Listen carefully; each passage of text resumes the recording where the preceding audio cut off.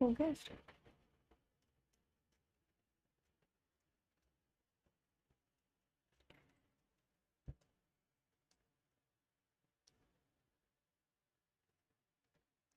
Very good evening everyone, welcome back. जल्दी से आ जाइए सब लोग वापस। फिर कंटिन्यू करते हैं अभी वाली क्लास को। फोटोग्रामेट्री हम लोगों ने स्टार्ट किया था और उसी चैप्टर को फर्दर हम अभी की क्लास में कंटिन्यू करने वाले हैं। और आई होप हमने जितनी भी बेसिक टर्म्स पढ़ी और बेसिक हमने जाना कि फोटोग्रामेट्री क्या है, क्या इसका यूज है, थोड़ा बहुत आपको आइडिया लग गया होगा। और जैसा मैंने आपको लास्ट क्लास में भी बताया कि हमसे ज़्यादातर क्वेश्चन जो हैं वो स्केल वाले टॉपिक से पूछे जाते हैं।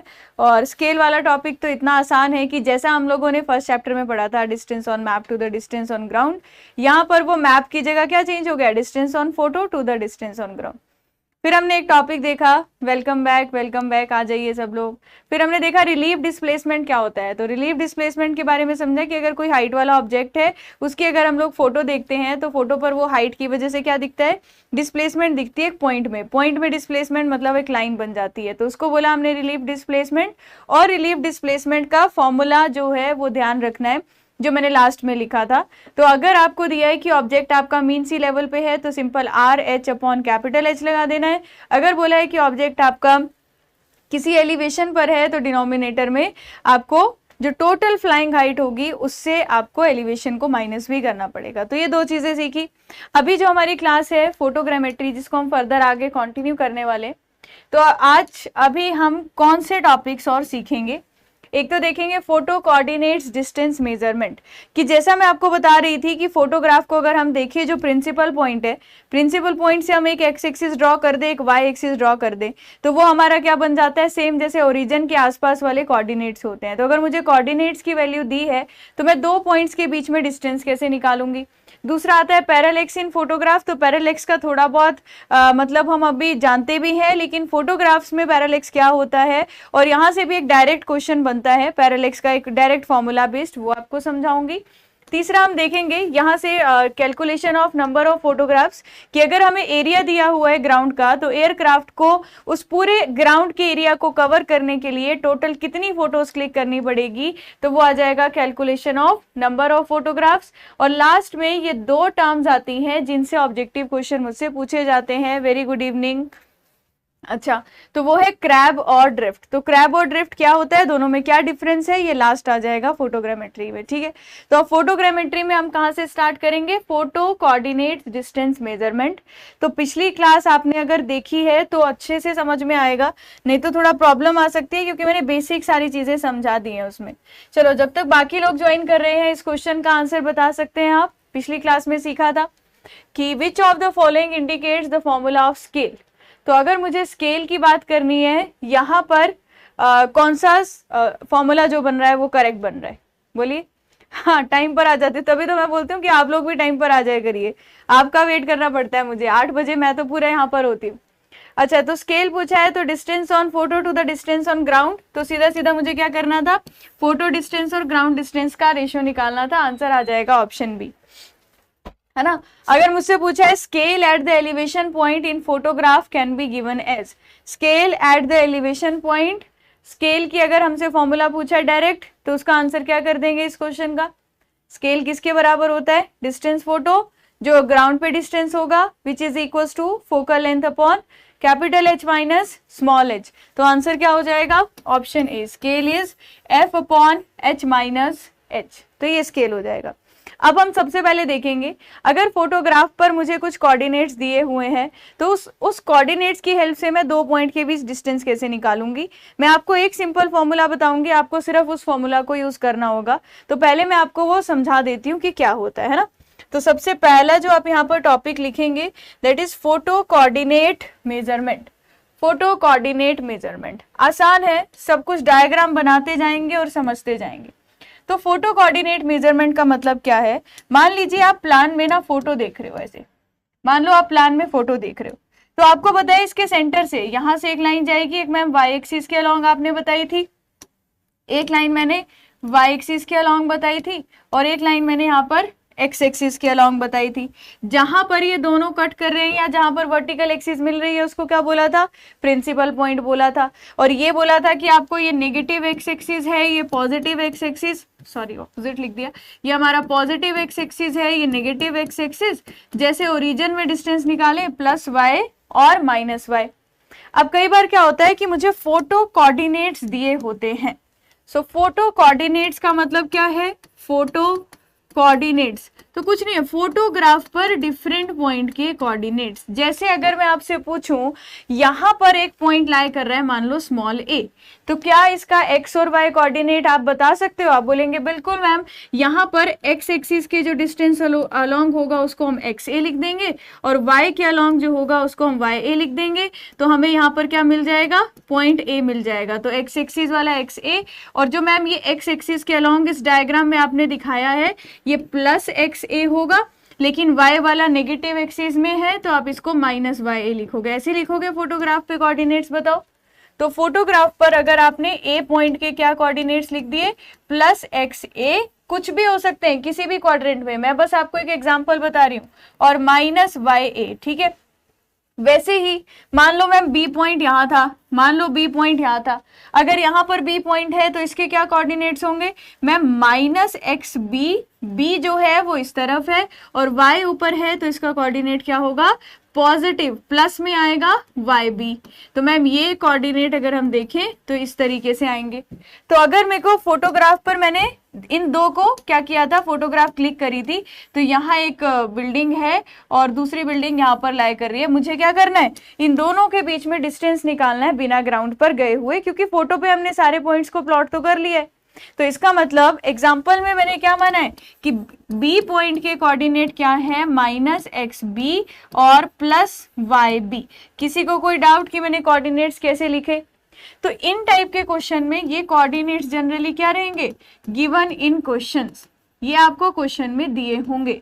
अब मुझे निकालना है इन पॉइंट के बीच पे डिस्टेंस कितना होगा ग्राउंड पर। तो सुनना, क्या आपको स्केल वाला फॉर्मूला याद है? स्केल वाले फॉर्मूला से हम क्या करते हैं, क्या हम स्केल वाले फॉर्मूला से कन्वर्ट कर सकते हैं distance on photo to the distance on ground? तो मैम मान लेते हैं कि कैपिटल एक्स ए और कैपिटल एक्स बी जो है वो हमारे यही सेम कोऑर्डिनेट्स हैं, लेकिन ये कहां पर कोऑर्डिनेट्स हैं, ग्राउंड पर कोऑर्डिनेट्स है। जैसे आप यहां बना रहे हो वैसे आप ग्राउंड के कोऑर्डिनेट्स भी लिख सकते हो, लिख सकते हैं कि नहीं बताइए? अब अगर मैंने बोला कि मैम ये स्मॉल एक्स ए है, क्या मैं ग्राउंड कोऑर्डिनेट्स को कैपिटल लेटर से लिख लूंगी? किसी को कोई डाउट आएगा? ए के लिए मैं क्या लिखूंगी, प्लस एक्स ए और माइनस वाई ए।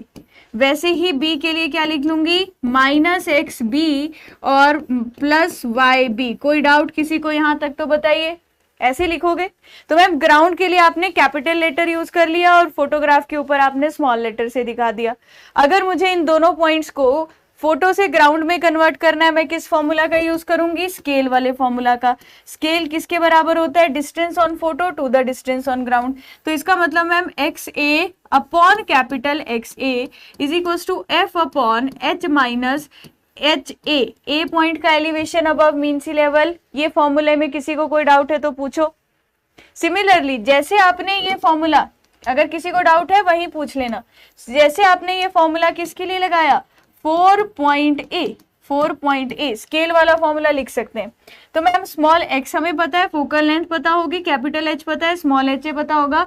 क्या मैं एक्स ए निकाल सकती हूँ? यहाँ से एक्स ए उधर चला जाएगा और मैम ये एक्स कैपिटल एक्स से मुझे निकालना है, तो ये वाली चीज क्या आ जाएगी, एच माइनस एच ए, डिनोमिनेटर में एफ आ जाएगा और स्मॉल एक्स ए इस तरफ आ जाएगा। सिर्फ मैंने क्या किया, यहाँ से कैपिटल एक्स ए वैल्यू को निकाल लिया जो ग्राउंड पर पॉइंट निकल कर आया या ग्राउंड पे जो डिस्टेंस निकल कर आया, ठीक है।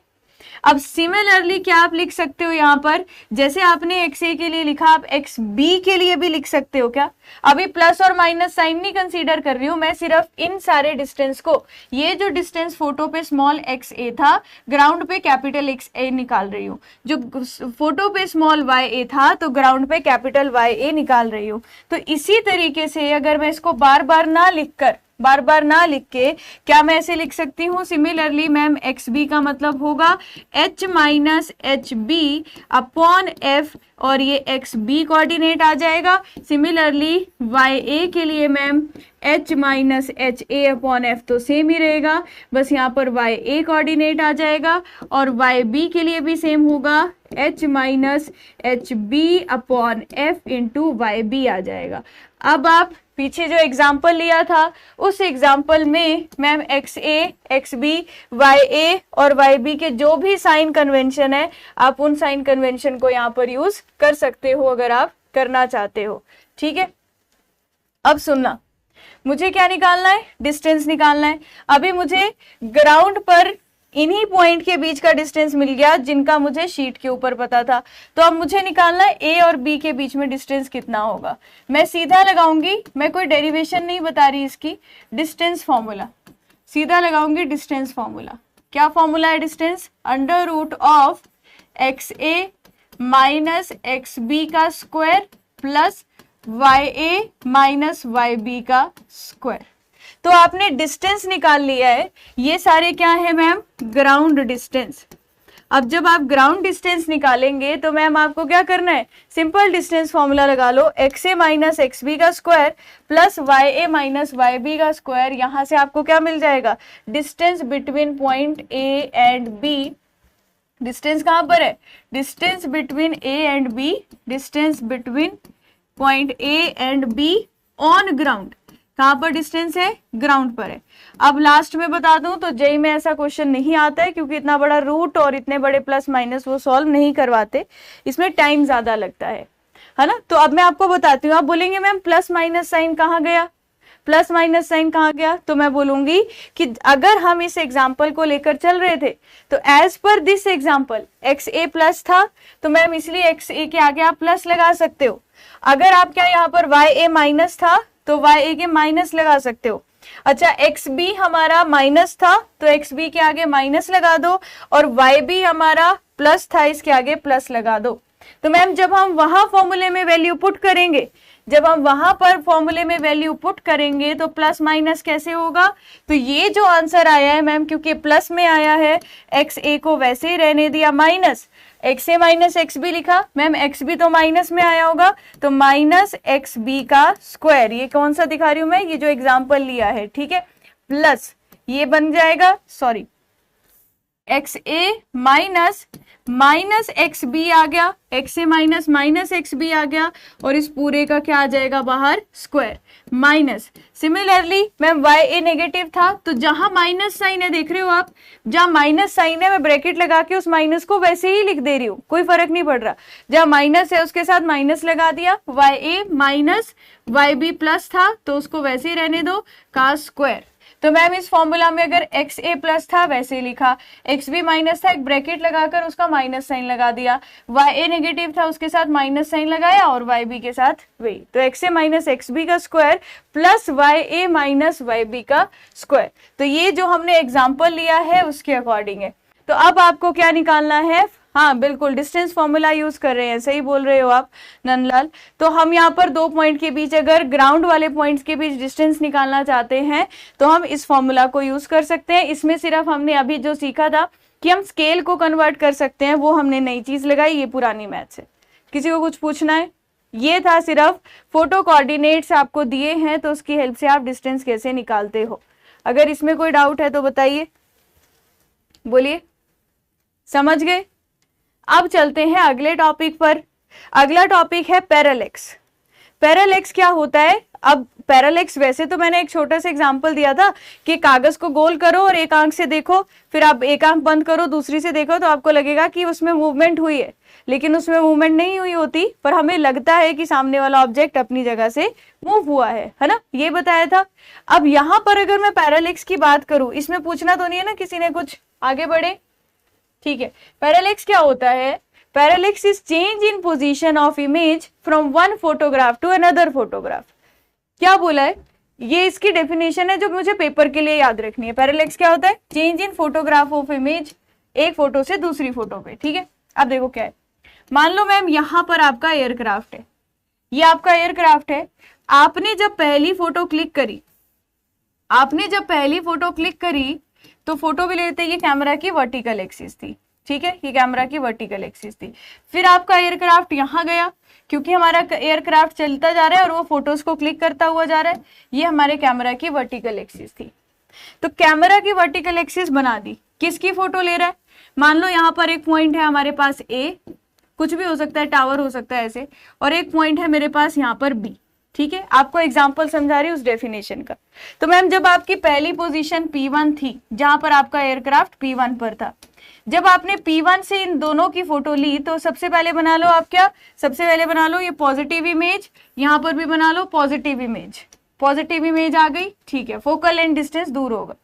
तो मैम ए की फोटो क्लिक कर रहा है, यहाँ पे मान लो प्रिंसिपल पॉइंट है, बी की फोटो क्लिक कर रहा है, यहाँ पे मान लो प्रिंसिपल पॉइंट है। तो अगर ये हमारी फोटोग्राफ है, ये हमारा एक्सपोजर स्टेशन है, ये प्रिंसिपल पॉइंट है, क्या मैं इसको स्मॉल ए और इसको स्मॉल बी लिख सकती हूँ?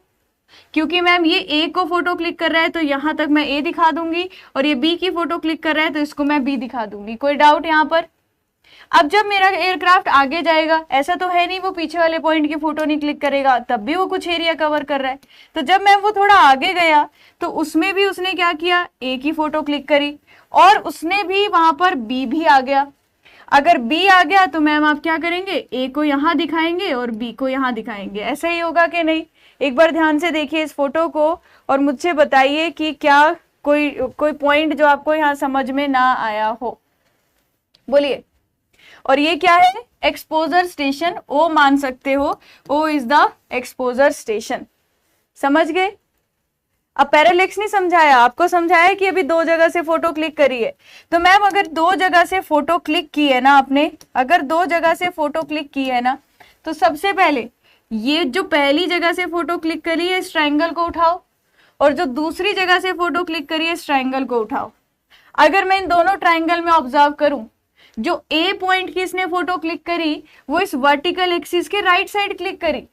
जब मेरा एयरक्राफ्ट दूसरी जगह पे पहुंचा, जब मेरा एयरक्राफ्ट दूसरी जगह पर पहुंचा, तो मैम उसने जो फोटो क्लिक करी दूसरी जगह पर पहुंचकर यहां पर पहुंचा, तो मैम उसने वर्टिकल एक्सिस के लेफ्ट साइड पे ए दिखाया। अब आप बताओ, क्या ए पॉइंट अपनी जगह से लेफ्ट या राइट मूव हुआ है? नहीं ना। पर मुझे जो फोटो मिलेगी ना, ये वाली और ये वाली, इसमें वो प्रिंसिपल पॉइंट के राइट साइड दिखाएगा, इसमें प्रिंसिपल पॉइंट के लेफ्ट साइड दिखाएगा। तो हमें क्या दिख रहा है, when the image change in the position of image from one photo to another photo, एक से दूसरी फोटो में आपको लग रहा है कि पोजीशन इमेज की चेंज हो गई है, तो उसी को ही क्या बोलते हैं, उसी को ही पैरालेक्स बोलते हैं। तो अगर मैं यहाँ पर जो दो ट्रायंगल दिखाए आपको, समझ आया, इनको उठाती हूँ, पहले इस वाले ट्रायंगल को उठाया, तो मैम ये ट्रायंगल आप यहाँ पर इस तरीके से बना दीजिए, ये ट्रायंगल आप इस तरीके से बना दीजिए। देखो, तो ये ट्रायंगल बना दिया। कौन सा वाला ट्रायंगल बनाया पहले? ये वाला।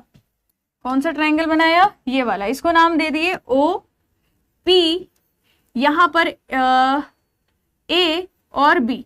बताइए कमेंट सेक्शन में, कोई डाउट? इस ट्रायंगल को उठाया, इसके बिल्कुल सामने बना दिया, इस ट्रायंगल को उठाया, इसके बिल्कुल सामने बना दिया, इसके बिल्कुल सामने बना देते हैं। तो कौन कौन से पॉइंट्स हैं, सेम वो पॉइंट्स यहाँ दिखा देते हैं। तो मैम जब इसके सामने बनाया इस ट्रायंगल को, इसमें क्या आ रहा है मैम, पहले बी आ रहा है और फिर उसके बाद ए आ रहा है कि नहीं? बोलिए। तो मैम अगर आप बोल रहे हो कि ए पॉइंट में कितना पैरालेक्स है, तो मतलब ए पॉइंट में कितना मूवमेंट हुआ है, तो इसका मतलब ये बी पॉइंट है, ठीक है। तो ए पॉइंट में जितना शिफ्ट देखने को मिल रहा है, इसको डिफाइन करते हैं parallax of point A on photograph. B में जितना चेंज देखने को मिल रहा है, इसको बोलते हैं parallax of point be in photograph. तो ये जो मैंने पी ए और पी बी लिखा, तो पी ए क्या हो गया, parallax of point A, parallax of point ए, और पी बी क्या हो गया, पी बी क्या हो गया, पैरालेक्स ऑफ स्टेशन बी या ऑफ पॉइंट बी। कोई डाउट यहाँ पर? पैरालेक्स ना हम ऐसे बोल देंगे, मतलब इस तरीके से डिफाइन किया हुआ है। कोई डाउट? बोलो। कुछ बोल ही नहीं रहे हो, इतनी शांति से बैठ गए हो आज आप लोग। हाँ, तो ये पैरालेक्स है। अब देखो, आपने पहली फोटो क्लिक करी और दूसरी फोटो क्लिक करी, पहली फोटो को कितने डिस्टेंस के बाद दूसरी फोटो को क्लिक किया, इसको बोलते हैं length of air base. Capital B से डिनोट करते हैं। कैपिटल बी क्या होता है? कैपिटल बी होता है या तो एयर बेस लिखा होगा या लिखा होगा length of air base. Length of air base मतलब distance between two exposure station, दो एक्सपोजर स्टेशन के बीच में distance between two exposure station. तो दो एक्सपोजर स्टेशन के बीच में कितना टोटल डिस्टेंस था, उसे क्या बोल दिया?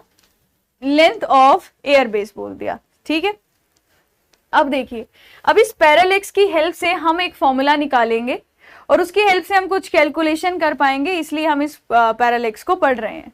अब हम क्या कैलकुलेशन कर पाएंगे उसको समझते हैं। तो ये समझ गए, पैरालेक्स का मतलब है एक ही जगह पर ऑब्जेक्ट होगा, लेकिन अगर मैं अलग अलग डिफरेंट जगह से उसकी फोटो क्लिक करूंगी तो मुझे लगेगा कि उसमें क्या है कि डिस्टेंस मूव हुआ है। अच्छा, मैं अनलॉक करवा दूंगी, एक बार मुझे मैसेज कर देना, बाकी मैं करवा दूंगी अनलॉक। ठीक है, अच्छा देखिए, तो है क्या, अब ध्यान से देखना, अब ध्यान से देखना क्या है। सेम वही कहानी जो अभी दिखाई थी, ये हमारा एयरक्राफ्ट की पहली पोजीशन, पैरालेक्स में कंटिन्यू कर रही हूं। ठीक है, हाँ इसलिए देख रही हूँ, ये इतना साइलेंट माहौल क्यों बनाया हुआ है? हाँ, मुझे लग रहा है इतने उदास हो गए हो क्या हम लोग? तो दूसरी जगह पर एयरक्राफ्ट यहाँ पर है, ये मेरा एक्सपोजर स्टेशन O1 है और ये मेरा एक्सपोजर स्टेशन O2 है। नीचे बना दिया मैंने मीन सी लेवल, नीचे बना दिया मैंने ये mean sea level. Mean sea level से किसी हाइट पर क्या पड़ा है? एक टावर है, एक टावर है। अब ध्यान से देखते जाना इस इमेज में क्या करना है ना। अब देखो, ये वाली, ये जो टावर है, ये जो आपका टावर है, मान लीजिए इसका टॉप था A, इसका टॉप था B। अब हुआ क्या कि मैम जब पहले एक्सपोजर स्टेशन पर थे हम, ध्यान से देखते जाना, जब हम पहले एक्सपोजर स्टेशन पे थे तो ये मेरी पॉजिटिव इमेज है, जब मैं आगे गई तो यहां पर मेरी पॉजिटिव इमेज है। ठीक है, अब क्या हुआ मैम, जब आप फोटो क्लिक करोगे टावर के टॉप की, जब आप फोटो क्लिक करोगे टावर के टॉप की, तो ए की फोटो क्लिक होती हुई यहां से कुछ ऐसे आ रही है, उसको आपने स्मॉल A1 दिखा दिया, पिछले वाला ही है सेम एग्जांपल। अगर बी की फोटो क्लिक होती हुई आ रही है तो मैम उसको मैंने B1 से दिखा दिया।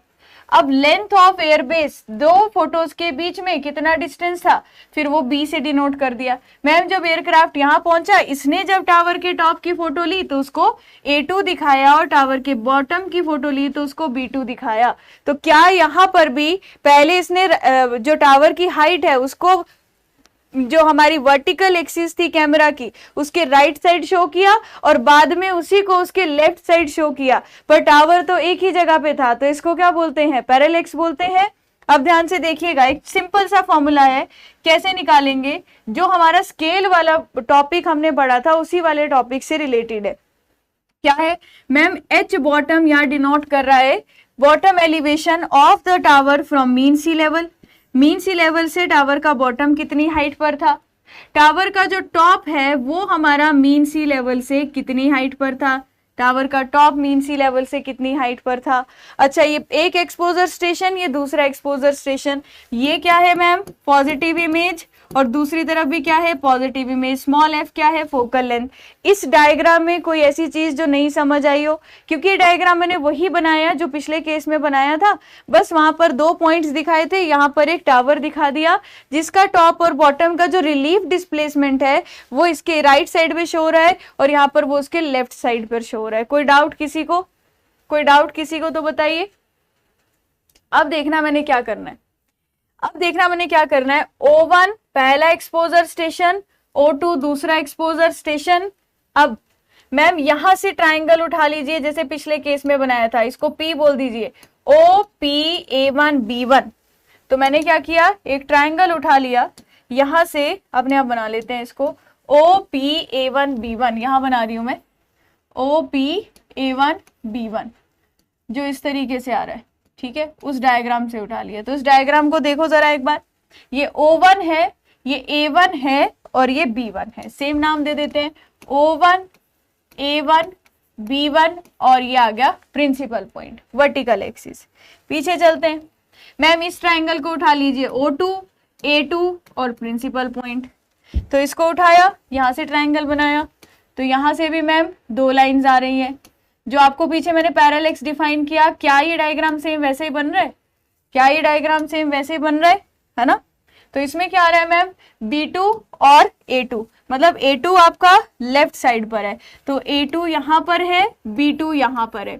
A पॉइंट में जितना डिफरेंस आया है, A पॉइंट में जितना डिफरेंस आया है उसको क्या बोलते हैं? Parallax in A। तो मैम इस डिस्टेंस को क्या बोल दोगे? Parallax in A। Similarly B point में जितना डिस्टेंस आया है, डिफरेंस आ रहा है दो फोटोग्राफ्स में, उसको क्या बोल देंगे? पैरेलैक्स इन B। कोई डाउट किसी को यहाँ तक? पैरेलैक्स इन A क्या है, पैरेलैक्स इन B क्या है? A टावर का टॉप था, B टावर का बॉटम था। अब मैम इसका फॉर्मूला निकालने के लिए मैंने क्या किया, जब हम एक्चुअल में फोटो क्लिक कर रहे थे तो एक काम करते हैं, पहले सिर्फ टावर का टॉप वाला ट्राइंगल लेते हैं। तो टावर का टॉप वाला ट्राइंगल का मतलब है, देखना ध्यान से, ये वाला ट्राइंगल, इसको अलग कलर से दिखा रही हूँ, देखना कौन सा ट्राइंगल, O1, O2 और A के बीच वाला। तो मैम ट्राइंगल कौन सा बनाया? टावर के टॉप वाला, O1, O2 और A। तो मैंने यहां पर शो कर दिया, इसको यहां पर शो कर दिया, मान लीजिए O1, O2 और A। तो ये बन गया हमारे पास जो नेक्स्ट ट्राइंगल है, O1, O2 और A। तो ये आ गया O1, O2 और A, और इसको क्या बोला है? Base length B। और मैम टावर के टॉप वाला अगर पॉइंट है तो इस ट्राइंगल की हाइट बता सकते हो मुझे कितनी है? इस ट्राइंगल की हाइट बता सकते हो मुझे कितनी है? बोलिए। इसको B1, A1 नाम दे दिया और इसको B2, A2 नाम दे दिया, ठीक है? O1 की जगह B1 लिख दिया। कहां पर? B1 तो यहां लिखा है ना। देखो, अगर मुझे इस ट्राइंगल की हाइट निकालनी है तो मैं मीन सी लेवल से एक्सपोजर स्टेशन जो होता है वो कितनी हाइट पर होता है? कैपिटल H हाइट पर होता है। अगर मैं इस कैपिटल H में से H टॉप को माइनस कर दूं, क्या इस ट्राइंगल की हाइट मिल जाएगी? ध्यान से देखना, इस डायग्राम को देखना और मुझे बताओ, क्या capital H minus H top लिख दूंगी तो इस ट्राइंगल की हाइट मिल जाएगी? अगर मिल जाएगी तो मैं यहां पर क्या लिख सकती हूँ? इस ट्राइंगल की हाइट, इस ट्राइंगल की हाइट लिख सकती हूँ H माइनस H टॉप। अब आपको किन सिमिलर ट्राइंगल को लेना है? सबसे पहले टावर का टॉप कंसीडर कर लो और वहां से उठाओ सिमिलर ट्राइंगल। तो सिमिलर ट्राइंगल क्या आ गया ma'am? O1, A2, A1, O1, A2, A1, ठीक है? यहां पर एक्सपोजर स्टेशन इस तरीके से बनाए, इसके साथ O1, O2 दोनों आ जाएंगे, ठीक है? अच्छा, और दूसरा एंड ट्राइंगल O1A और O2, ये दो ट्राइंगल उठाए। इस ट्राइंगल का बेस कितना था? A1 और A2 के बीच का जो डिफरेंस था वो कितना था? बेस था मैम पैरेलैक्स इन A। बड़े ट्राइंगल का बेस कितना था मैम? कैपिटल B था। इस छोटे ट्राइंगल की हाइट कितनी थी? फोकल लेंथ के बराबर थी। इस छोटे ट्राइंगल की हाइट फोकल लेंथ, बड़े ट्राइंगल की हाइट किसके बराबर थी? H माइनस H टॉप के बराबर थी। तो अगर यहां से मैं आपसे पूछूं क्या आप पैरेलैक्स निकाल सकते हो, तो आप बोलेंगे बिल्कुल ma'am, parallax of point A is equal to BF upon H minus H top करना है तो आपको क्या मिल जाएगा? Parallax of top. तो अगर मैम हमें पैरेलैक्स का न्यूमेरिकल आता है, B is the length of air base दिया है, F फोकल लेंथ है, कैपिटल H फ्लाइंग हाइट है, H टॉप क्या है? टावर के टॉप का height from mean sea level. तो क्या पैरेलैक्स ऑफ A निकाल सकते हो? सिमिलरली जैसे मैंने पैरेलैक्स ऑफ टॉप A निकाला, जैसे मैंने पैरेलैक्स ऑफ टॉप A निकाला, क्या मैं फॉर बॉटम ऑफ द या for the base of the tower के लिए डायरेक्ट ऐसे लिख सकती हूं कि parallax of B is equal to BF upon H minus H bottom, H minus H bottom. बोलिए। जैसे आपने सिमिलर ट्राइंगल उस केस में लगाया तो वैसे ही आप पैरेलैक्स एट B भी लिख सकते हो, पैरेलैक्स एट B भी लिख सकते हो। और अगर मैम नोट करके यहां पर लिखूं, अगर मैं बोलूं कि टावर जो होता वो हमारा मीन सी लेवल पर होता, इफ टावर या कोई भी ऑब्जेक्ट हो सकता है, is at mean sea level, तो क्या होगा मैम, एच, अगर टावर हमारा मीन सी लेवल पर है तो ये एच बॉटम जो होगा वो हमारा क्या हो जाएगा। अब देखो मैम, अगर मीन सी लेवल पर ही है, ये मीन सी लेवल है, तो मीन सी लेवल पर एच बॉटम कितना कर दोगे, एच बॉटम मैम 0 कर दोगे। अब टावर की जो हाइट है वो कुछ ही मीटर्स होगी, फ्लाइंग हाइट से तो कम ही होगी, जहाज जिस हाइट पे उड़ रहा है, और टावर की जो हाइट है उसके कंपैरिजन में नेग्लिजिबल होगी। तो मैं उस केस में क्या बोल सकती हूँ कि पैरेलैक्स का एक स्टैंडर्ड फॉर्मूला लिख सकती हूँ, B F upon capital H, कि आंसर में ज्यादा फर्क नहीं पड़ेगा। तो यहाँ से मैं पैरेलैक्स निकाल सकती हूँ। मैं बोलती हूँ एग्जाम में यहाँ से जो क्वेश्चन आया है ना, एग्जाम में जो यहाँ से क्वेश्चन आए हैं उसमें पैरेलैक्स दिया होता है, air base, length of air base निकालना होता है, F is the focal length, H is the flying height. तो यहाँ पर मैं सारी टर्म्स डिनोट कर देती हूँ। अब मुझसे कोई डाउट है तो आप पूछना। कैपिटल बी क्या आ गया, length of air base, capital B आ गया लेंथ ऑफ एयर बेस। कोई पूछना है किसी को कुछ। स्मॉल एफ क्या आ गया, फोकल लेंथ, स्मॉल एफ क्या आ गया, फोकल लेंथ। कैपिटल एच क्या आ गया, फ्लाइंग हाइट, कैपिटल एच हो गया हमारा फ्लाइंग हाइट, और स्मॉल पी क्या हो गया, पैरेलैक्स, स्मॉल पी क्या हो गया, पैरेलैक्स। तो जो मेरे को ऑब्जेक्टिव के लिए ज्यादा ध्यान रखना है फॉर्मूला वो ये है। ऑब्जेक्टिव एग्जाम के लिए आपको इस फॉर्मूला को याद रखना है। अगर और कोई मतलब डिटेल में होता है एग्जाम तो उसमें पी ए निकालना पड़ता है, फिर पी बी निकालना पड़ता है, और डिटेल में पूछते हैं कि डिफरेंस इन पैरेलैक्स निकालो, तो फिर आप इतना बड़ा ये निकालोगे, उसके बाद दोनों को माइनस करोगे, तो वो चीज प्री में नहीं आती है। ईएससी प्री में क्वेश्चंस आते हैं, यहाँ से आते हैं। ठीक है, बोलिए क्लियर है सबको पैरेलैक्स वाला टॉपिक, पैरेलैक्स वाला टॉपिक क्लियर है। तो अगर मुझसे यहाँ पर लेंथ ऑफ एयर बेस पूछ लेगा तो मैं बी भी निकाल सकती हूँ। बी किसके बराबर हो जाएगा, क्योंकि पूछा गया है एग्जाम में इसलिए मेंशन कर रही हूँ अलग से, पी एच अपॉन एफ। क्या मैं इसको पी एच अपॉन एफ लिख सकती हूँ, बोलिए। अगर मुझे लेंथ ऑफ एयर बेस निकालने के लिए बोला जाएगा, क्या मैं इसको पी एच अपॉन ये लिख सकती हूँ, पी एच अपॉन एफ लिख सकती हूँ।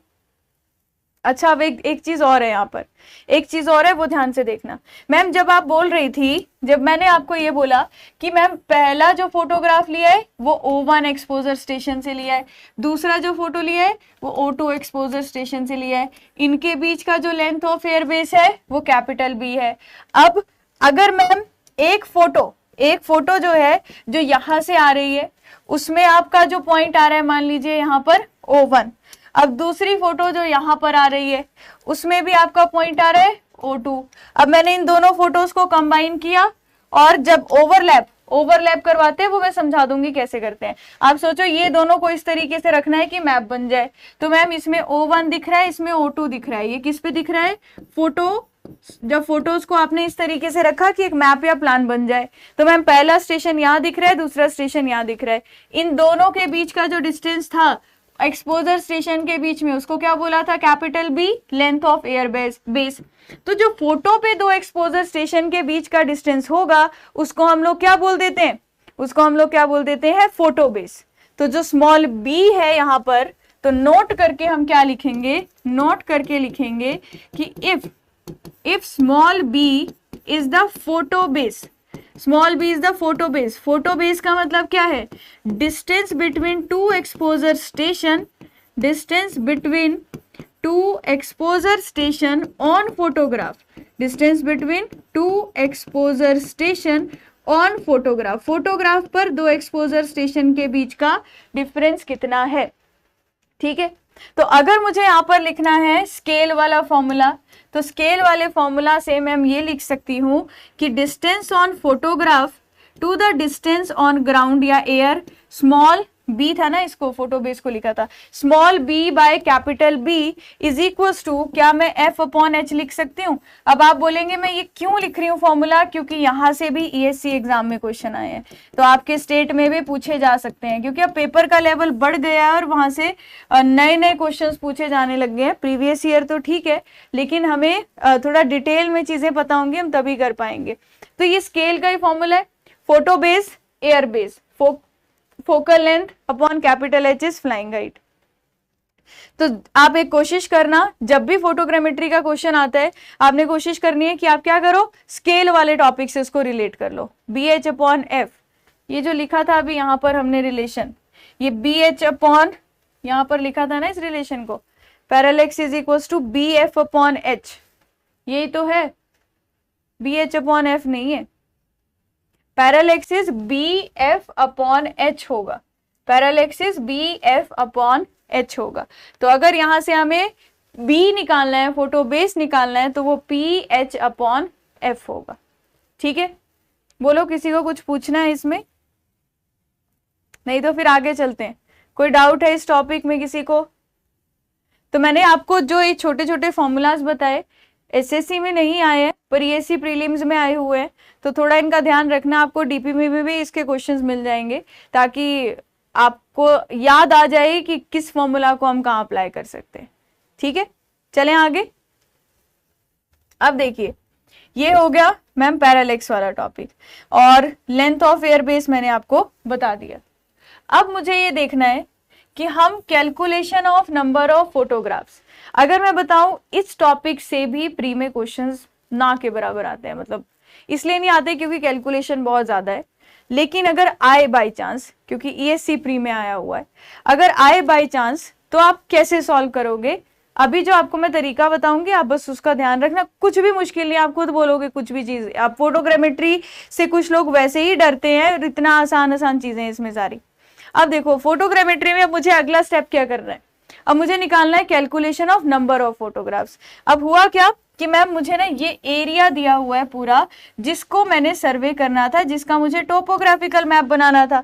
तो जब हम सर्वे करेंगे तो हम यहाँ पर ma'am number of photographs click करेंगे, हम नंबर ऑफ फोटोग्राफ्स क्लिक करेंगे तो हम कितनी फोटोज क्लिक करें, तो हम कितनी फोटोज क्लिक करें कि हमारा पूरा एरिया कवर होना चाहिए, वो हम निकालना चाहते हैं। अब जैसे अगर मैं आपसे जनरली पूछूं, अगर मैं जनरली पूछूं कि मुझे जो टोटल एरिया, ध्यान से सुनना क्वेश्चन, अगर मुझे जो टोटल एरिया कवर करना है ऑन द ग्राउंड, एरिया जो मुझे ऑन द ग्राउंड कवर करना है वो है 800 किलोमीटर स्क्वायर। ठीक है, और जब मैं एक फोटो क्लिक करती हूं ग्राउंड की, तो वो एक फोटो मेरी ग्राउंड का 20 किलोमीटर स्क्वायर एरिया कवर करती है। Area cover by one photo, एक फोटो जो है, सिंपल सा क्वेश्चन पूछ रही हूँ, 20 किलोमीटर स्क्वायर एरिया कवर करती है, तो टोटल कितनी फोटोज क्लिक करोगे इसको पूरे एरिया को कवर करने के लिए, बताओ।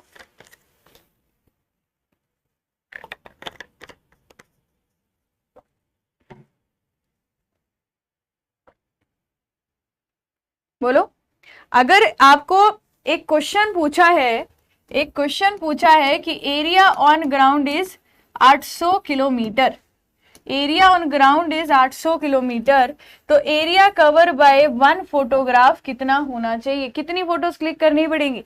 तो मैम हम क्या करेंगे, नंबर ऑफ फोटो अगर निकालनी है, नंबर ऑफ फोटो अगर हमें निकालनी है तो हम सिंपल क्या करेंगे, टोटल एरिया हमें 800 किलोमीटर स्क्वायर कवर करना था, डिवाइड क्या कर दिया, एक फोटो 20 किलोमीटर स्क्वायर कर रही है, 0 से 0 कैंसिल, 40, तो इसका मतलब टोटल नंबर ऑफ फोटोज का आंसर कितना आ गया, 40 फोटोज क्लिक करनी पड़ेंगी।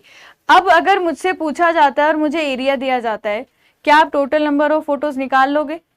यही फॉर्मूला है जो मुझे भी याद रखना है, यही फॉर्मूला है जो याद रखना है। इस फॉर्मूला में क्या है, एक तो है total area cover on the ground, और एक है एक फोटो ने ग्राउंड पर कितना एरिया कवर किया, इनका रेशियो होगा, तो यहां से निकालेंगे। लेकिन ये फॉर्मूला पढ़ने से पहले आपको ध्यान रहे कि जब भी हम फोटोग्राफ्स क्लिक करते हैं तो हम दो कॉन्जिक्यूटिव फोटोग्राफ्स में, जब भी हम फोटोग्राफ्स क्लिक करते हैं, चलो इसको बने रहने देते हैं, तो दो भी कॉन्जिक्यूटिव फोटोग्राफ्स में हम ओवरलैपिंग करवाते हैं। अब क्या करवाते हैं अभी समझ में आएगा, उसको समझने से पहले हम पहले थोड़ा सा एक साइड लैप लिखा है यहाँ पर, दो चीजें कि साइड लैप क्या होता है और एंड लैप क्या होता है उसको समझ लेते हैं। मैं आपको इसको डायग्राम से समझाती हूँ, देखना। ये एक एयरक्राफ्ट है जो आपको साइड से दिख रहा है, ठीक है। पहली फोटो इसने यहाँ क्लिक करी, दूसरा एयरक्राफ्ट है आगे चला गया, तीसरा एयरक्राफ्ट है आगे चला गया। ये क्या कर रहे हैं मैम, ये कुछ ना कुछ एरिया कवर कर रहे हैं, और जो एरिया कवर कर रहे हैं वो मैं यहाँ पर लाइन दिखा रही हूँ, देखो कुछ ऐसे, ठीक है। यहाँ से एयरक्राफ्ट आया, इसने भी कुछ एरिया कवर किया। जब मैम ये एयरक्राफ्ट थोड़ा आगे पहुंचेगा तो फिर से ये कुछ एरिया कवर कर रहा है। आप क्या देख रहे हो, in the direction of light, direction of light, जिस डायरेक्शन में जा रहा था आपका, उस डायरेक्शन में क्या उसने पिछली फोटो के साथ कुछ ना कुछ एरिया ऐसा दिख रहा है जो ओवरलैप कर रहा है? जो नेक्स्ट फोटो वो क्लिक कर रहा है, क्या उसके साथ पिछला कुछ एरिया ऐसा है जो मुझे यहाँ पर ओवरलैप करता हुआ नजर आ रहा है? बोलिए, ओवरलैप करता हुआ नजर आ रहा है। अब आप कौन सा व्यू देख रहे हो इस टाइम पे? क्या आप जहाज को साइड से देख रहे हो? क्या आप जहाज को मतलब लॉन्गिट्यूडनल चल रहा है ना, वो सीधा चल रहा है, साइड तो बोलना गलत हो जाएगा, कि अभी मैम वो लॉन्गिट्यूडनल चल रहा है और जो पोर्शन आप हाईलाइट कर रही हो अभी वो हमारा क्या है? वो हमारा वो पोर्शन है जो इस एयरक्राफ्ट में क्या है मैम? एयरक्राफ्ट में आपका ओवरलैप किया है। जो एयरक्राफ्ट ने आपका पोर्शन ओवरलैप किया है ये वो वाला पोर्शन है, ठीक है। अच्छा, अब चलते हैं, देखो, है ना, ये समझ में आ गया? हाँ, अभी साइड में बताया ही नहीं अभी कौन सा ओवरलैप है। अच्छा देखो, जिस डायरेक्शन में चल रहा है, जिस डायरेक्शन में चल रहा है, ये हमारी फर्स्ट फोटो है, तो L is the length of photograph जो इस डायरेक्शन में आएगी। अगली फोटोग्राफ की लेंथ भी मैम सेम होगी, अगली फोटोग्राफ की लेंथ भी क्या होगी? सेम होगी। और ये मान लेती हूं मैं फोटोग्राफ की विड्थ है। तो लेंथ ऑफ फोटोग्राफ के अलोंग जो दो कॉन्जिक्यूटिव फोटोज के बीच में ओवरलैपिंग हो रही है, इसको क्या बोलते हैं? Longitudinal lap. क्या बोला? क्योंकि लेंथ के अलोंग ओवरलैप हो रहा है, तो लेंथ के अलोंग जो पोर्शन ओवरलैप करवाएंगे उसको क्या बोलेंगे? Longitudinal lap. क्या बोलेंगे? Longitudinal lap.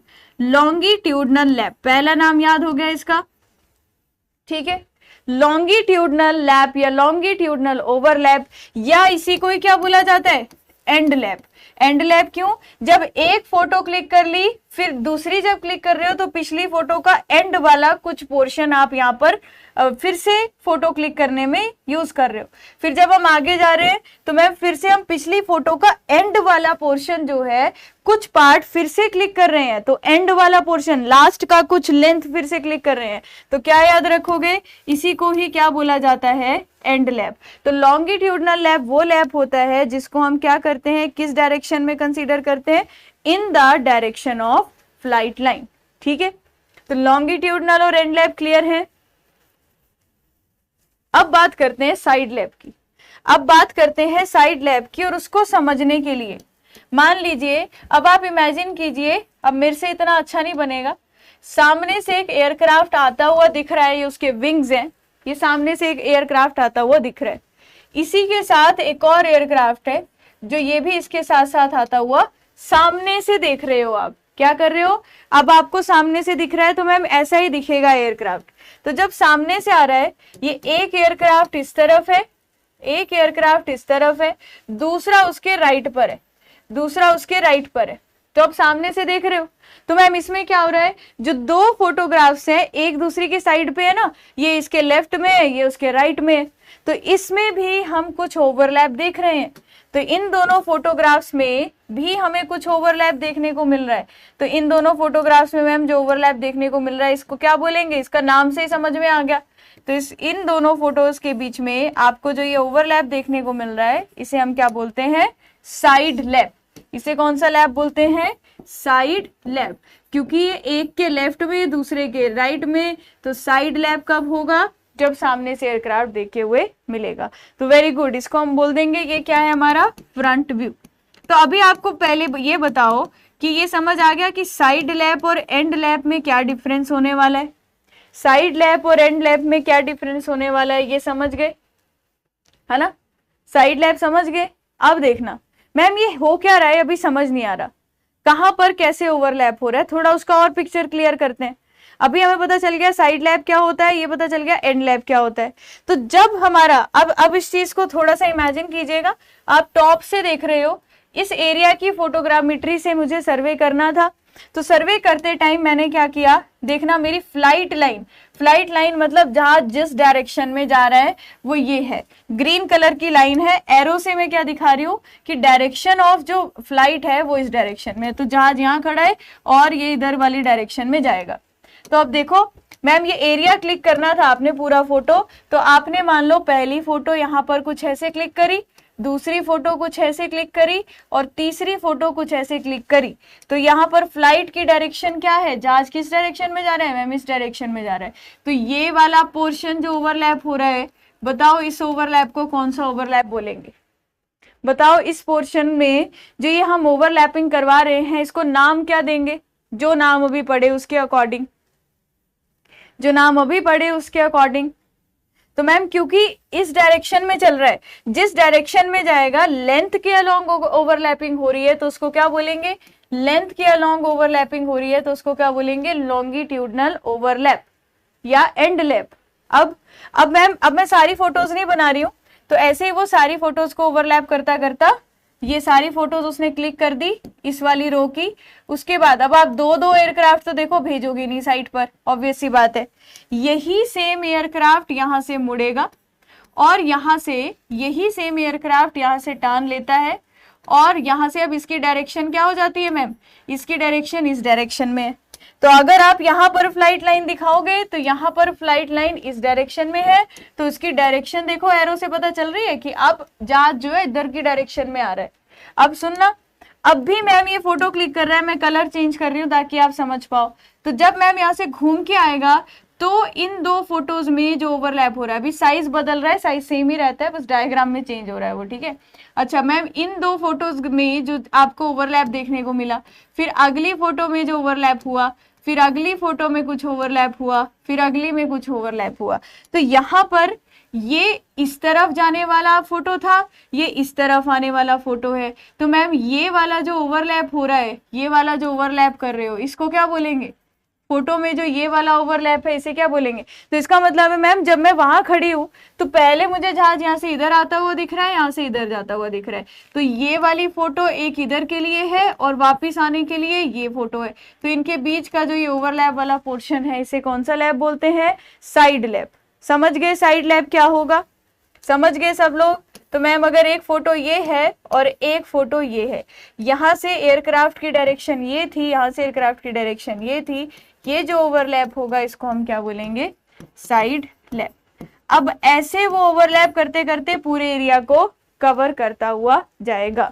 यहां तक कोई डाउट, यहां तक कोई डाउट बोलिए। ओवरलैप वाली चीज समझ में आ गई ना, है ना। अब एक चीज का ध्यान रखना, if it is not given in question, generally question में अगर नहीं दिया है तो आपका जो लॉन्गिट्यूडनल ओवरलैप है, लॉन्गिट्यूडनल जो ओवरलैप है वो कितना कंसीडर करते हैं, 60%। मतलब अगर 100% का मतलब है 1, अगर 100% का मतलब है 1, तो 60% इस 1 का जो होगा तो उस 60% को अगली फोटो में फिर से ओवरलैप करवाते हैं। तो जनरली लॉन्गिट्यूडनल ओवरलैप 60% होता है। और जो हमारा साइड ओवरलैप है, अगर किसी सवाल में इसकी जरूरत पड़े और नहीं गिवन हो तो इसको कंसीडर करना है 30%।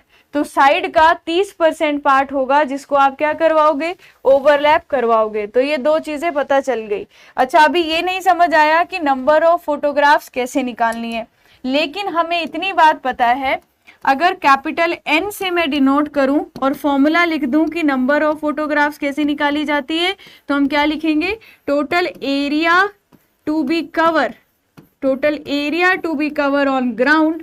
जो मुझे ग्राउंड का टोटल एरिया कवर करना है डिवाइड किससे कर देंगे, एरिया कवर बाय 1 फोटोग्राफ।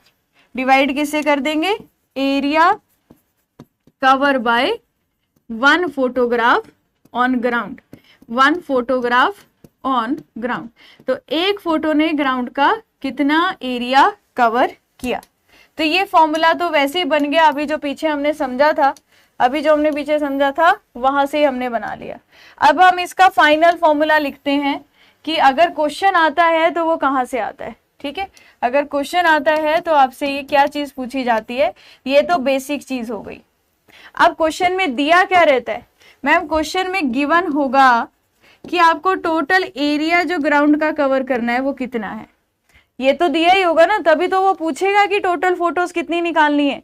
तो उसने दिया होगा कि ग्राउंड का कितना एरिया कवर करना है, लेकिन फोटो ने ग्राउंड का कितना एरिया कवर किया है ये हमें अपने आप निकालना पड़ेगा।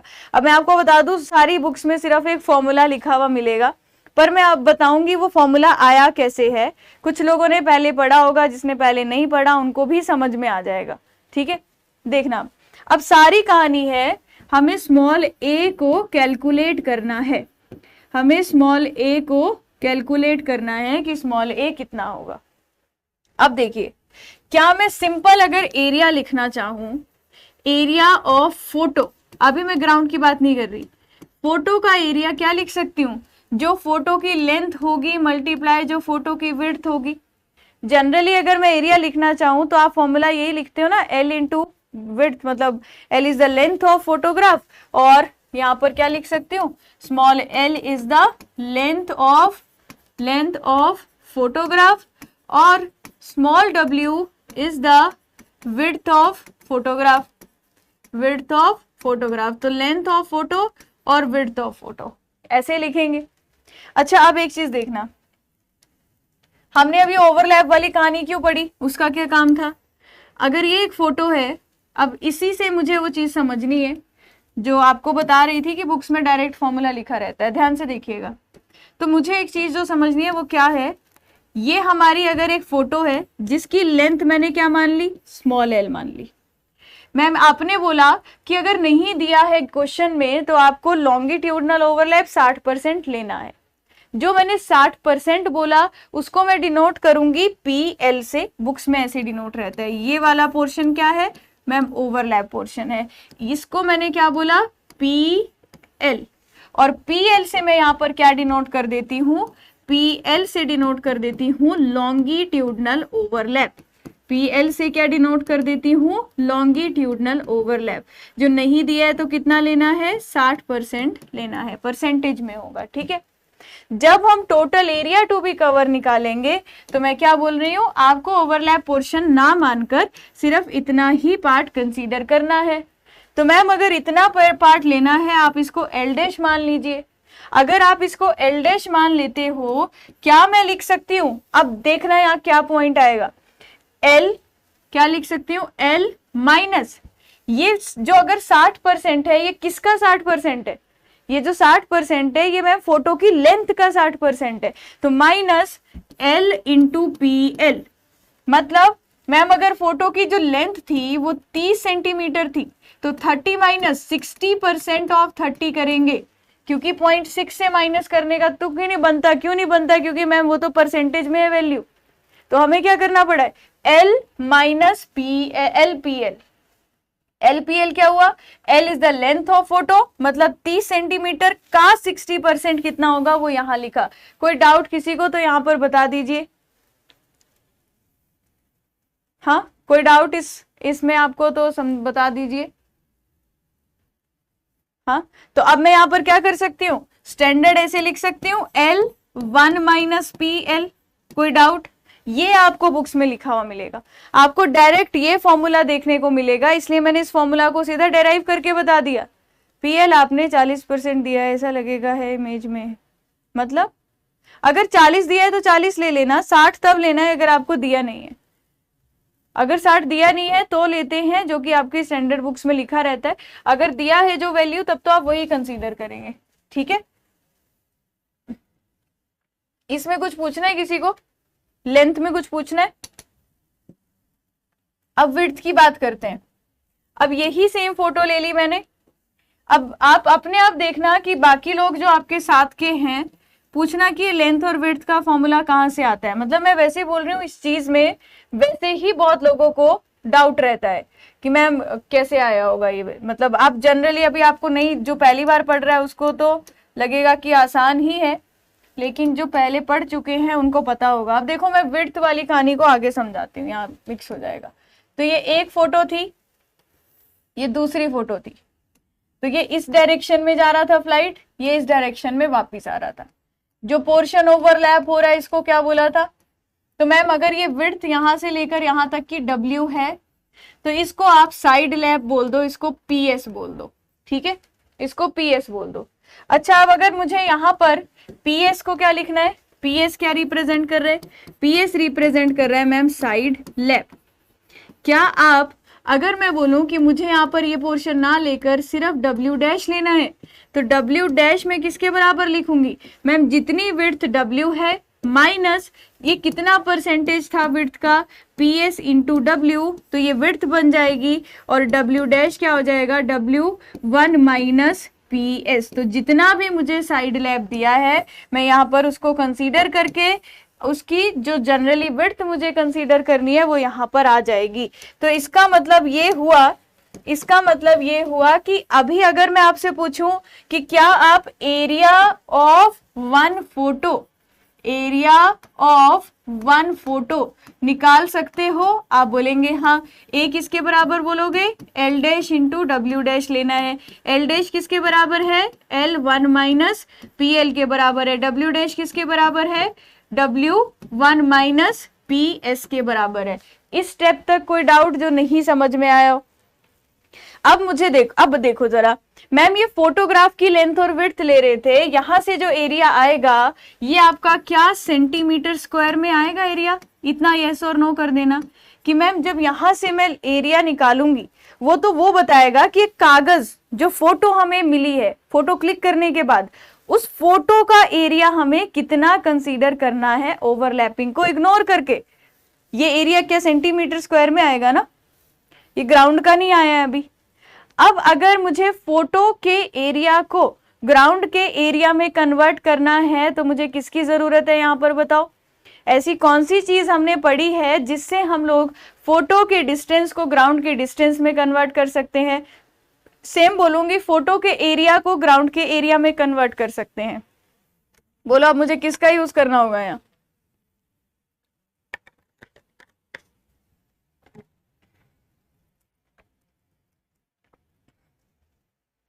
स्केल का। अब मुझे very good Manoj, very good Deepak, सही बोल रहे हो। तो अब हमें स्केल का यूज करना है, तो अब हम स्केल को यूज करते हैं। मैं चाहती हूं कि जो ये लेंथ मेरी फोटो पे आई है, ये जो लेंथ आई है ये फोटो पे आई है, ये जो विड्थ आई है ये मैम फोटो की विड्थ है। ये लेंथ जो फोटो की है वो ग्राउंड की कितनी लेंथ को कवर कर रही है, उसके लिए मैम स्केल की जरूरत होगी। तो स्केल कैसे कन्वर्ट करेगा?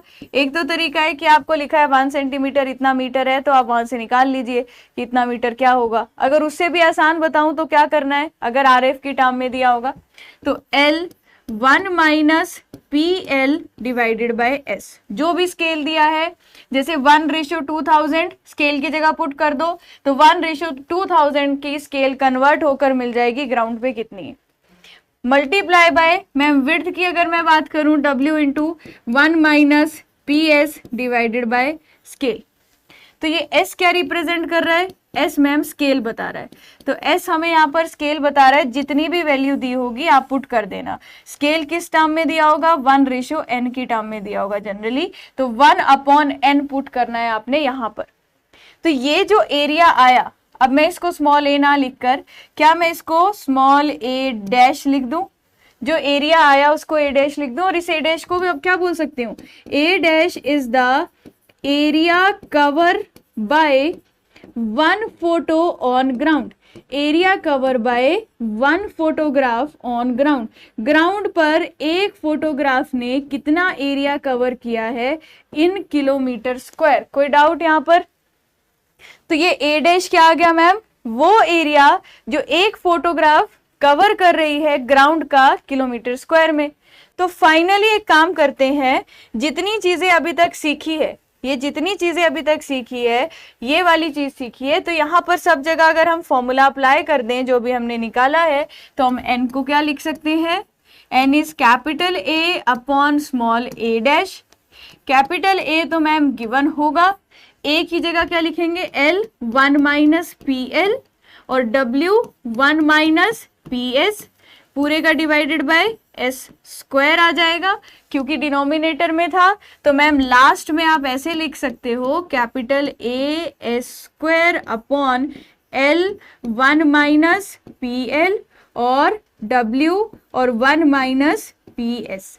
ये इतना बड़ा न्यूमेरिकल तो आपको एसएससी जेईई में मुश्किल है, लेकिन आपसे मतलब लेंथ ऑफ फोटो या विड्थ ऑफ फोटो या एरिया दे दिया एक फोटो का, एरिया ग्राउंड पे निकालना है तो वहां से निकाल सकते हो आप।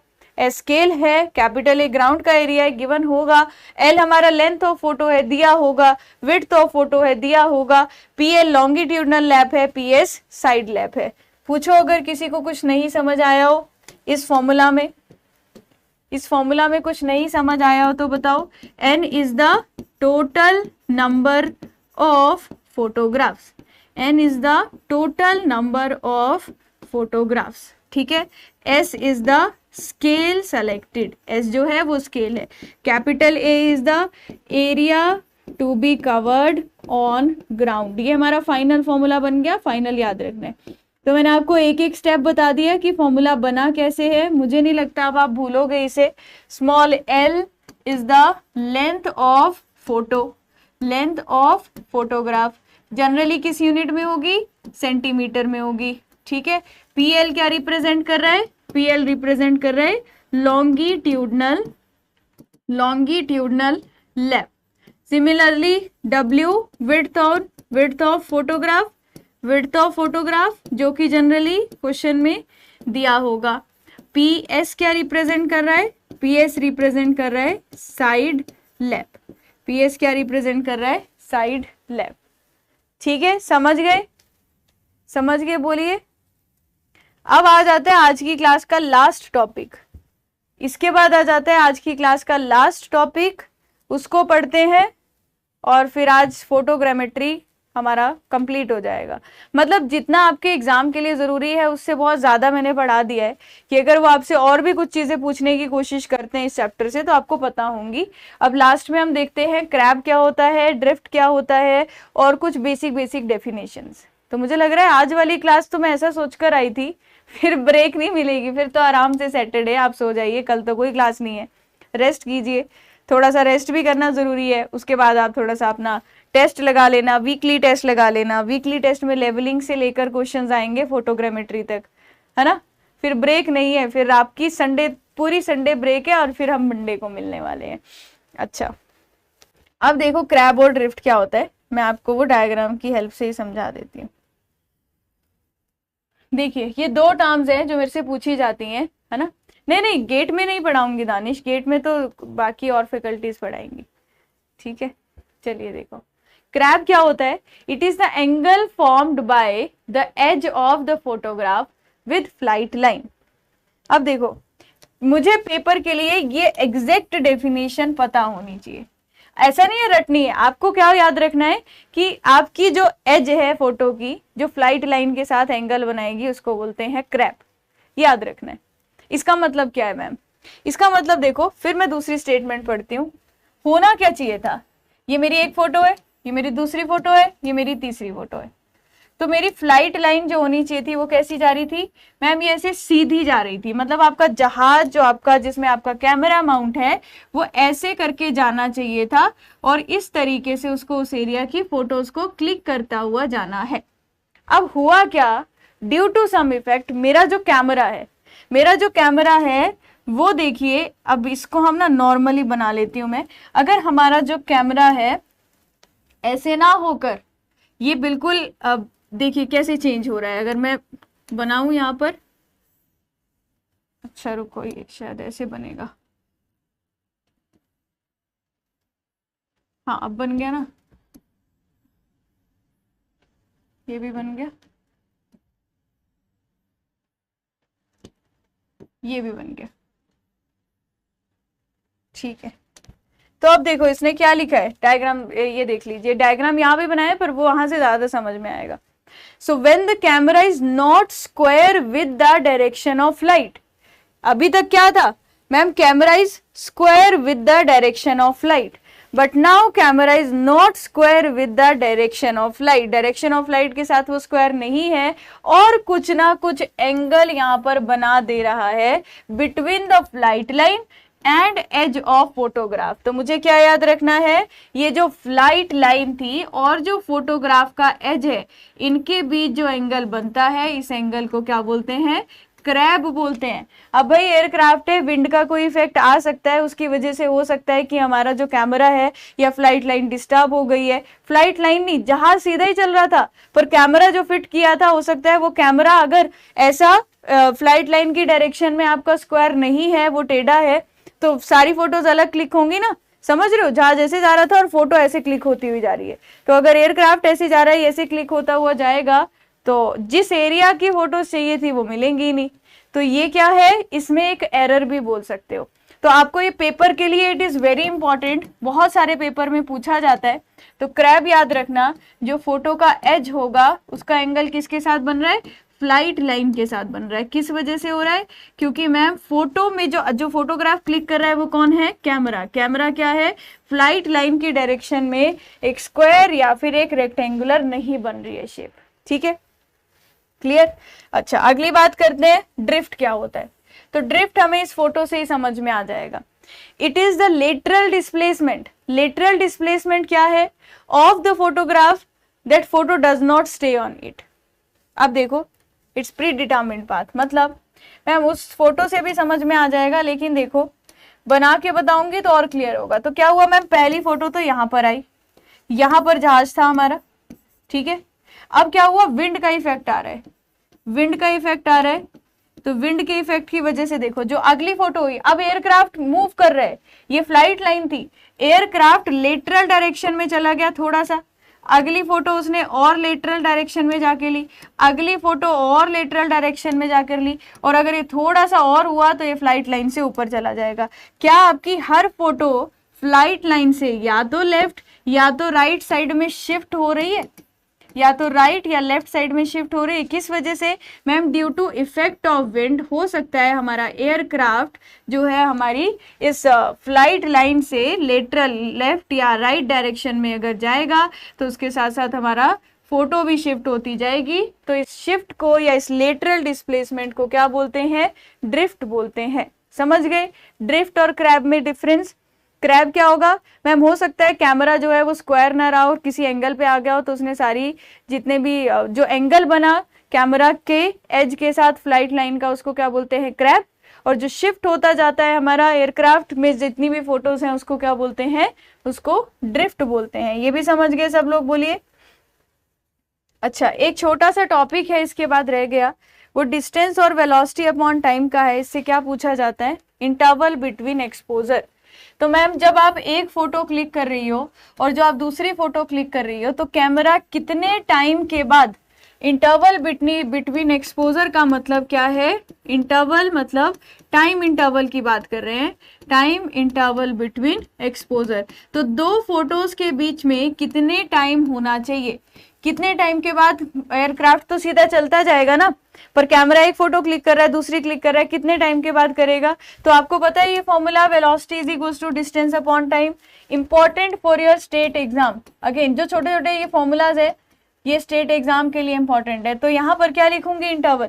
तो मैम आपको पता है वेलोसिटी जो होता है वो डिस्टेंस अपॉन टाइम होता है, सब लोग जानते हैं वेलोसिटी डिस्टेंस अपॉन टाइम है। तो मैम यहां से क्या मैं time is equals to distance upon velocity लिख सकती हूँ। Time is distance upon velocity. Distance मतलब इन दोनों के बीच का डिस्टेंस, जो हमने पहले से डिसाइड किया होगा कि लेंथ ऑफ एयरबेस कितना होना चाहिए, एयरबेस ही तो है। तो मैम वो डिस्टेंस आपका किलोमीटर में होगा, और v is the speed of aircraft in kilometre per hour. तो यहां से मुझे इस अगर फॉर्मूला को मैं यूज करूंगी तो टाइम किस यूनिट में मिलेगा मैम, आवर्स में मिलेगा। पर ऐसा तो हो नहीं सकता कि आप 1 घंटे के बाद एक फोटो क्लिक करोगे। तो मैं जो आंसर यहां से निकालूंगी वो इस फॉर्म में आएगा कि 0.3 आवर, 0.356 आवर्स। तो मैं उसको ऐसी फॉर्म में बोलूंगी तो किसी को समझ में भी नहीं आएगा। तो हम क्या करेंगे इसी फॉर्मूला में d मैं यहाँ पर लिख लेती हूँ, d is the distance between two exposure station. d is the distance between two exposure station. बताओ किस यूनिट में मैं डिफाइन करूं इस टाइम को। d is the distance between two exposure station.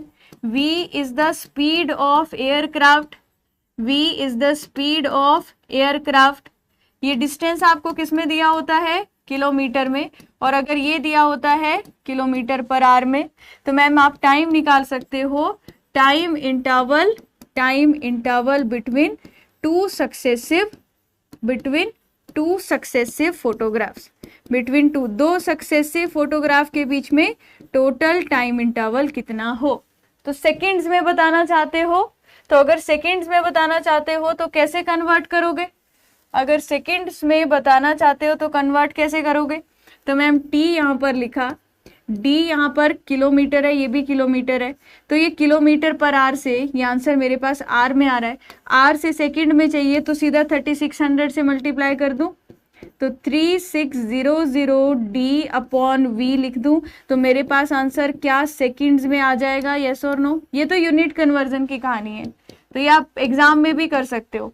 अगर एग्जाम में नहीं करना है तो आप पहले से इसको याद रख सकते हो, यहाँ से टाइम सेकंड्स में आ रहा है, यहाँ से टाइम आर में आ रहा है, तो पूछा जाता है एक्सपोजर स्टेशन के बीच का कितना इंटरवल हम रखें, तो 3600 डी अपॉन वी हम यहाँ पर इसको रख सकते हैं। समझ गए? समझ गए सब लोग? इंपॉर्टेंट है स्टेट एग्जाम्स के लिए, ईएससी में यहाँ से प्रीलिम्स में बहुत क्वेश्चन मतलब यहाँ से भी देखने को मिले, है ना। अच्छा, अब लास्ट चलते हैं, ये थोड़ी सी एक डेफिनेशन है तो आपको ये ऐसे बता रही हूँ, मुझे लगता है कि पूछ सकते हैं, तो क्या है देखो, फोटो इंटरप्रिटेशन। मैं आपको बताती हूँ, जैसे आपने एक फोटो क्लिक करी, प्लान बना रहे थे मैम ऊपर से एयरक्राफ्ट ना, एक पहली फोटो क्लिक कर रहा था, ये वो पहली फोटो है, फिर एयरक्राफ्ट ने दूसरी फोटो क्लिक करी तो मैम ये आगे गया तो वो दूसरी फोटो आ गई आगे। तो जब आप ऐसे करते करते ना नंबर ऑफ फोटोग्राफ ऐसे रखते जाओगे तो क्या होगा, उस जगह का पूरा प्लान बन जाएगा, उस जगह का पूरा प्लान बन जाएगा। तो जैसे दो कॉन्जिक्यूटिव फोटो है ना, पहली फोटो ये थी, दूसरी फोटो ये थी, तो फोटोग्रामेट्री में इनको हम क्या बोल सकते हैं, स्टीरियो पेयर्स। अगर आपको ये नाम मिले कहीं पर देखने को तो इनको बोलते हैं स्टीरियो पेयर। स्टीरियो पेयर क्या होगा, दो कॉन्जिक्यूटिव फोटोज जो आपने एयरक्राफ्ट से क्लिक करने के बाद मैप बनाने के लिए रखी है, तो ये स्टीरियो पेयर होगा, अगला स्टीरियो पेयर होगा, ऐसे।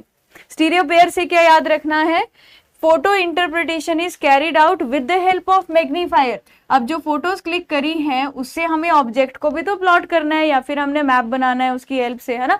सो इंस्ट्रूमेंट जो यूज किया जाता है, अगर आपको मैग्नीफाई करके फोटोज को देखना है उसके लिए स्टीरियोस्कोप, तो स्टीरियोस्कोप से याद रख सकते हो कि इन फोटोज को एक अलग नाम दे देते हैं हम लोग, उसको स्टीरियो पेयर बोल देते हैं, याद रहेगा।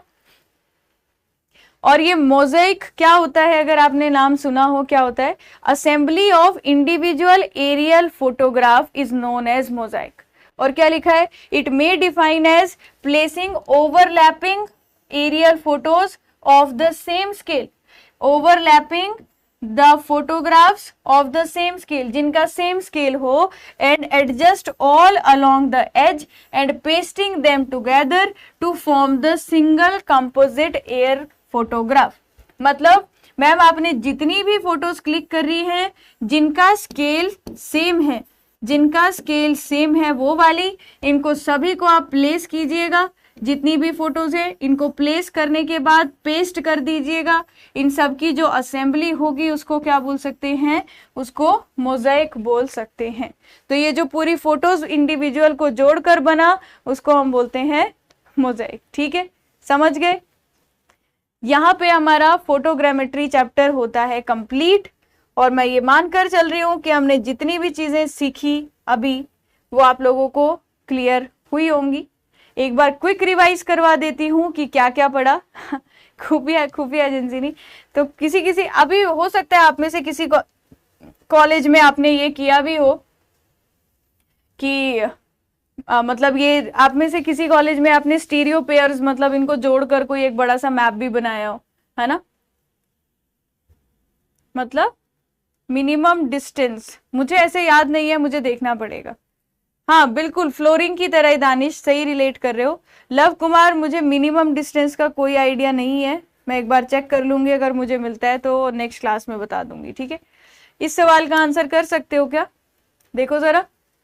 In an aerial photogrammetric survey, if the exposure interval is 20 seconds to cover a ground, distance between two is 100 meter, what would be the ground speed of aircraft? What would be the ground speed of aircraft? तो velocity पूछी हुई है इसने, distance upon time का formula लगाना है, तो distance उसने हमें दे रखा है 100 मीटर, टाइम उसने दे रखा है हमें 20 सेकेंड, तो यहां से आंसर आ रहा है मैम मीटर पर सेकंड में। आंसर किस में चाहिए, किलोमीटर पर आवर में, तो मीटर पर सेकंड से कन्वर्ट कर लीजिए किलोमीटर पर आवर में। तो इससे कन्वर्ट करने के लिए क्या करना होगा, मल्टीप्लाई बाय 18/5, तो 18/5 से मल्टीप्लाई करके आपको आंसर मिल जाएगा। देखो क्या आंसर आ रहा है, देखो जरा ये आंसर कितना आ रहा है। जो फर्स्ट टाइम पढ़ रहे हैं, क्या आपको समझ में आया टॉपिक सत्यम?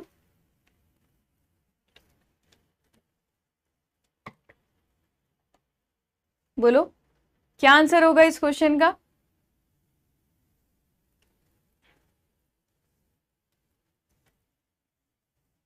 अरे distance between two exposure station 100 metre दिया है, ये हमें 20 सेकंड दिया है, तो यहाँ से मैम आंसर हमारे पास मीटर पर सेकंड में आएगा, मुझे किलोमीटर पर आवर में चाहिए, तो हम इसको क्या करेंगे 18/5 से मल्टीप्लाई कर देंगे, तो आंसर आ जाएगा हमारे पास ऑप्शन 90 आ रहा है क्या?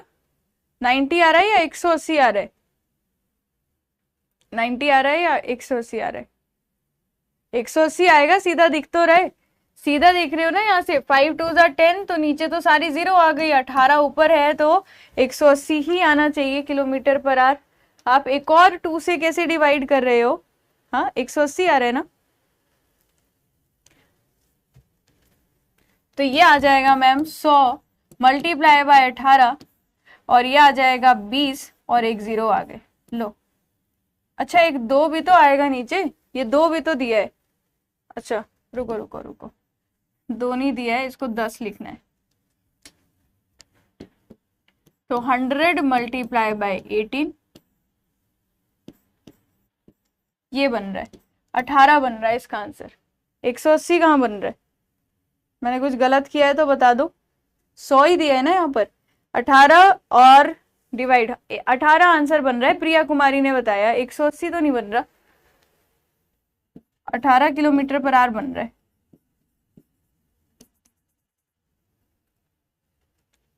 चलिए तो ये आएगा इसका आंसर, तो 18 आएगा। अब आगे चलते हैं, 18 ही आ रहा है ना, मैथमेटिकल कैलकुलेशंस, ठीक है।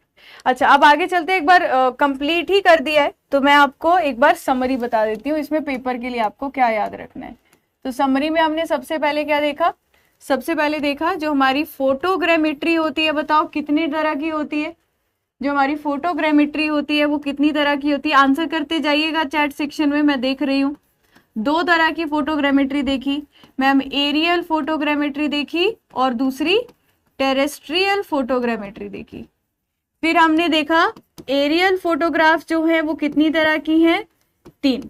यहाँ पर क्या पढ़ा? वर्टिकल फोटो, टिल्टेड फोटो और तीसरी ऑब्लिक फोटो, तीसरी ऑब्लिक फोटो। फिर हमने नेक्स्ट टॉपिक क्या देखा? स्केल कैसे निकालना है, distance on photo to the distance on ground, और जनरल फॉर्मूला F/H-H, ये जनरल फॉर्मूला था। लेकिन मैम और भी इसको हम थोड़ा वो कर सकते हैं कि अगर कौन सा स्केल पूछा है। नेक्स्ट टॉपिक हमने क्या देखा? Relief displacement. तो रिलीफ डिस्प्लेसमेंट कैसे निकाला जाता है? रिलीफ डिस्प्लेसमेंट कैसे निकाला जाता है? आपका D = RH/H, अगर ऑब्जेक्ट कहाँ पर हो? मीन सी लेवल पर हो। इसके बाद हमने क्या देखा? पहला ये हो गया, दूसरा एरियल फोटोग्रामेट्री, तीसरा स्केल हो गया, फिर रिलीफ डिस्प्लेसमेंट हो गया। नेक्स्ट हमने देखा कि हम कैसे फोटो डिस्टेंस निकालेंगे। फोटो कोऑर्डिनेट्स हमें दिए होंगे, फोटो कोऑर्डिनेट्स हमें दिए होंगे और हम कैसे उनकी हेल्प से डिस्टेंस निकालेंगे। तो सीधा हमने डिस्टेंस फॉर्मूला यूज करना था, डिस्टेंस फॉर्मूला यूज करके वैल्यू आ जाएगी। फिर नेक्स्ट हमने देखा कि हमारा जो पैरेलैक्स होता है वो क्या है, तो पैरेलैक्स को कैसे निकाला जाता है। तो पैरेलैक्स किसके बराबर था? BF/H के बराबर था। फिर पैरेलैक्स के बाद हमने और कुछ रिलेशन देखा, फोटो बेस और लेंथ ऑफ एयर बेस और फोटो बेस वाला, वो पैरेलैक्स में इंक्लूड कर लेते हैं। फिर हमने देखा कि टोटल नंबर ऑफ फोटोग्राफ्स निकालनी है, तो यहाँ पर साइड लैब क्या होता है, साइड लैब क्या होता है और एंड लैब क्या होता है। तो साइड लैब और एंड लैब क्या है, कितना लेना है, वहां से नंबर ऑफ फोटोग्राफ्स देख ली। और लास्ट में कुछ इंपॉर्टेंट डेफिनेशंस देखी, इंपॉर्टेंट डेफिनेशंस देखी जो हमसे पूछ सकते हैं कि ये चीज क्या डिनोट कर रही है। यही थे सारे टॉपिक्स।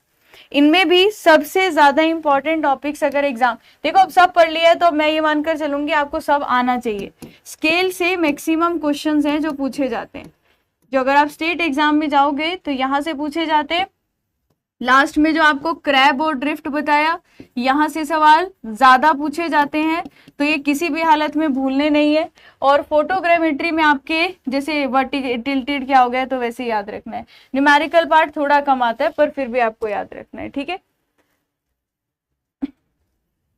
तो आज की क्लास को करेंगे हम यहीं पर एंड अप, और अगली क्लास में हमारे मिसलेनियस टॉपिक्स होंगे।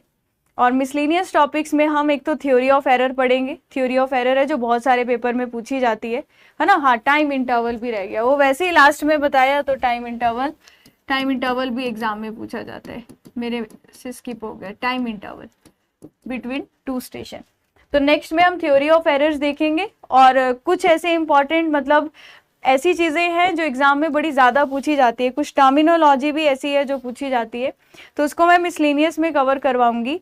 और थ्योरी ऑफ एरर में डिफरेंट टाइप ऑफ एरर्स भी देख लेंगे, और वहाँ पर कुछ रूल्स आते हैं एरर के, वो रूल्स कैसे अप्लाई करने हैं, उनसे क्वेश्चंस पूछे जाते हैं, वो आपको आ जाएंगे। और मैंने कुछ एडवांस इंस्ट्रूमेंट्स आपको बताने हैं।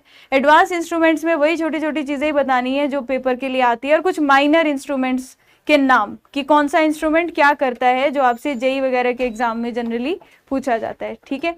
नहीं दानिश, अभी नहीं जा रही हूँ छोड़ के, इतना दूर मत भेजो मुझे अभी, है ना। अभी इतना जल्दी नहीं जा रही हूँ, और मैं यही बोलूंगी कि आप क्या करना। नहीं मनोज, आज नहीं, इसके बाद नेक्स्ट क्लास होगी मंडे को, तो वो वाली बातचीत जो है वो हम अगली क्लास में करेंगे। लेकिन आपको जैसी भी क्लासेस लग रही है, तो आप आज की क्लास में उसका रिव्यू जरूर लिखना कमेंट सेक्शन में, मैं देखूंगी जरूर, ठीक है। और वेट रहेगा मुझे आपके रिव्यू का कि आपको क्लासेस सर्वे की कैसी लगी, क्योंकि सर्वे हमारा कंप्लीट हो गया है, बस कुछ ही मिसलेनियस टॉपिक्स रह गए हैं छोटे बहुत, जिससे कुछ सवाल आते हैं, ठीक है। चलो तो फिर अभी क्लास को एंड करते हैं, और मंडे को पूरे शाम को 6 बजे एग्जैक्ट आप लोग आ जाना। ओके, चलिए thank you everyone, bye bye, good night, take care.